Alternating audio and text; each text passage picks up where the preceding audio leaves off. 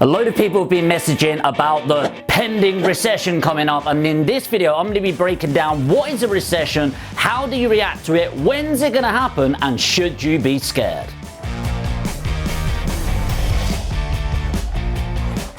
So the question is, how do you prepare for a recession? A recession is not fun, let's face it, it's pretty shit, but I don't know if this helps at all. It is needed. It's part of the parcel of any economy. Like, you cannot have everything going up all the time. It's good to have these corrections, and actually, I might even do a video on the benefits of a recession because it actually creates a lot of positives and efficiencies. But the first thing you need to do to prepare is stop listening to the media. I stopped listening a long time ago, and actually my life has been a lot more enjoyable since, and I've been a lot more successful because I'm not making decisions based on if a market drops next week or next month or next year or next decade. I'm making solid foundational purchasing decisions based on my merit alone, not looking at what the media is saying. So honestly, stop listening to it. Stop this sensationalized media going into your brain. It will only cause negative decisions. Number two is have enough savings, but not too much. Now, that's a bit counterintuitive, right? Well, no.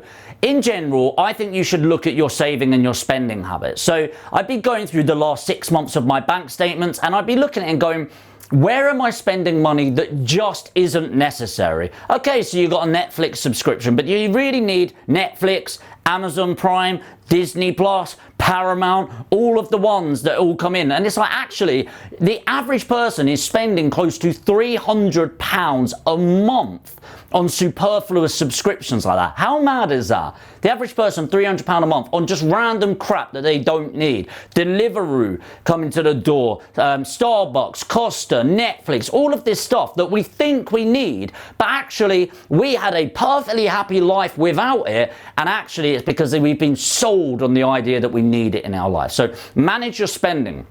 Build up your savings, you know. I think it's a smart move for every single one of us to have between 3 and 6 months just there in a bank account. This is of our true living expenses. So if you are spending £2,000 a month, I believe you should have £6,000 to £12,000 tucked away, and no more than 6 months. A lot of people brag about, yeah, I've got 5 to 10 years of my life saved. Why? Inflation is eroding your money. This is why I said 6 months max and then get the rest out. And this is the same in my business. You know, I obviously need to think a little bit more than the average person because I've got 25 employees plus, and I need to think about their safety. Okay, because I see it as my responsibility. So I need to be fiscally responsible with money in the business and have that buffer there. But it's the same with me.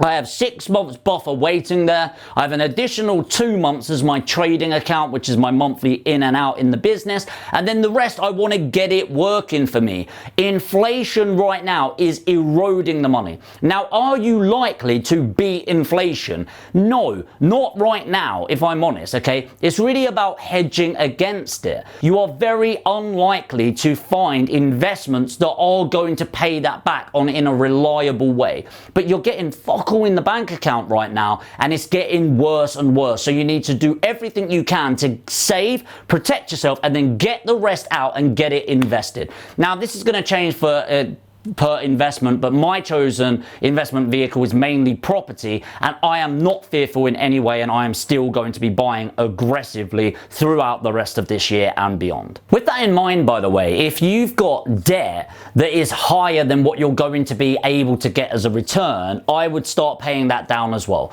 So I think a reliable return within property over the long term with maintenance, management, all of that is about 7% right now, 6.5 to 7%. 7% is what we're getting, and we're getting our investors right now.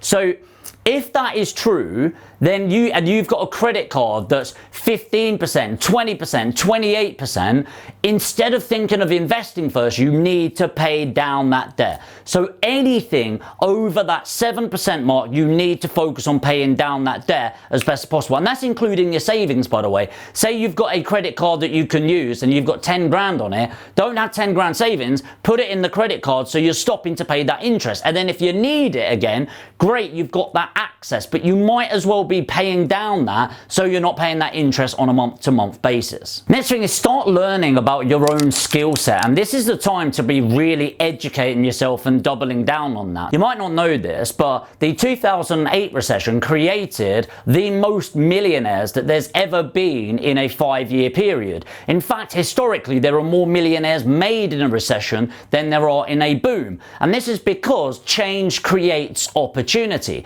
Now's the time to start educating yourself, and there's no excuse. And by the way, if you're watching this channel, it's probably property related, right? So watch more of these videos. But I'm not the only educator. You might not relate to me. There are other educators, and then when you're ready and you've cut down on the Costas, the Starbucks, the Deliveroo, back yourself, invest in your education so that you are prepared the best as possible to take action. So I hope this video has been helpful. You should use this as a guide, and look, I'm not a financial wizard. It's just my opinion from my research, talking to colleagues in the higher banks and things like that, and I've amalgamated it in one place really just to say, yes, it is likely to come in the next few years. Will it be 2022? I doubt it personally. Will it be 2023?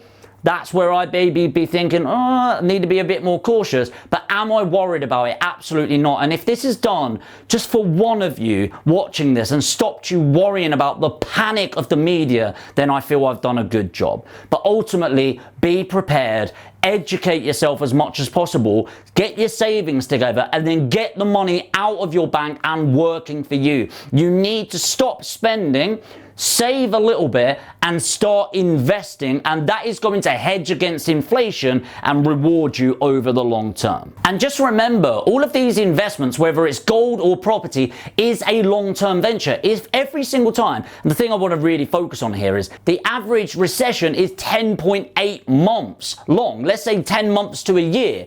It's 1 year of oh shit, oh shit, oh shit, oh shit, oh shit, followed by around 14 to 17 years of straights or ups. Why would you really panic that much from a potential recession that's going to last up to a year? And you can stomach that, you can get through it. And bear in mind, with my chosen choice as property investment, the property market would have to drop by over 25% for me to be like, oh my God, I'm gonna get repossessed, whatever it is. And it just hasn't happened historically. And when I say historically, I mean in my lifetime and beyond, since World War II. People spoke about people getting repossessed in the 2008. Actually, that didn't really happen either if you look into it. It didn't happen. And the people that it did had 130% mortgages. It just didn't happen. So stop with the fear mongering. Stop getting scared. Get prepared and ready to invest. I hope that's been helpful. Let me know in the comments if I've missed anything or if you want me to expand around anything. It helps me out tremendously if you give it a like. Tap on the like button on your way to the next video. And if you are new to the channel, you want to find out more about property investment, make sure to hit the subscribe and the notification bell. I hope this has been helpful, and I'll see you in the next video.